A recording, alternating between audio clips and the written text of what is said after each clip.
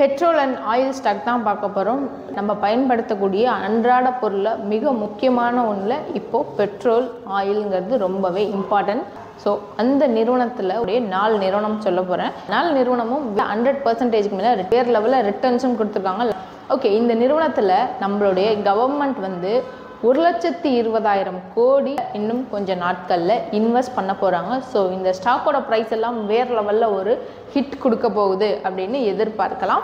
Okay, first one Indian oil corporation limited. இந்த நிறுவனத்துடைய current market price 177 ரூபாய். Last 1 இயரில் எவ்வளோ பர்சன்டேஜ் ரிட்டர்ன்ஸ்னு பார்த்தா 100% ரிட்டர்ன்ஸுங்கிறத கொடுத்துருக்கு. Second one Hindustan petroleum corporation limited. இந்த நிறுவனத்துடைய கரண்ட் மார்க்கெட் ப்ரைஸ் 511 ரூபாய். 120% ரிட்டர்ன்ஸ்ங்கிறத இந்த நிறுவனம் கொடுத்துருக்காங்க.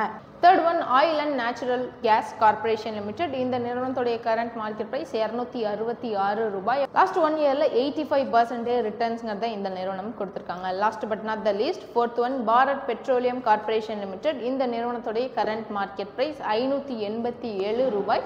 லாஸ்ட் ஒரு 2 மந்த்ஸ்க்கு முன்னாடி இந்த நிறுவனத்தோட ஒரு ஷேரோட ப்ரைஸ் 400 கிட்டத்தட்ட இருந்தது. ஜஸ்ட் ஒரு 3 மந்த்ஸ்லேயே 200 ரூபாய் இந்த ஷேரோட ப்ரைஸ் இன்க்ரீஸ் ஆயிருக்கு. நியர்லி 75 to 80% ரிட்டர்ன்ஸ்ங்கிறத கொடுத்துருக்காங்க. ஸோ இப்போ நான் சொன்ன இந்த 4 ஸ்டாக்கையும் நீங்கள் வாங்கணும் அப்படின்னா ஒன் டைம் செல்ஃப் அனலைசிங் பார்த்துட்டு இன்வெஸ்ட் பண்ணுங்கள். மார்க்கெட்டை டெய்லி நீங்கள் ட்ரேட் பண்ணுறீங்க. NSE, MCX, ஃபாரெக்ஸ், நிஃப்டி ஆப்ஷன்லாம் ட்ரேட் பண்ணுறீங்க. அந்த மார்க்கெட்டை முன்கூட்டியே நம்மளால் 100% டெக்னிக்கலாக அனலைஸ் பண்ண முடியுமா? எஸ், முடியும்.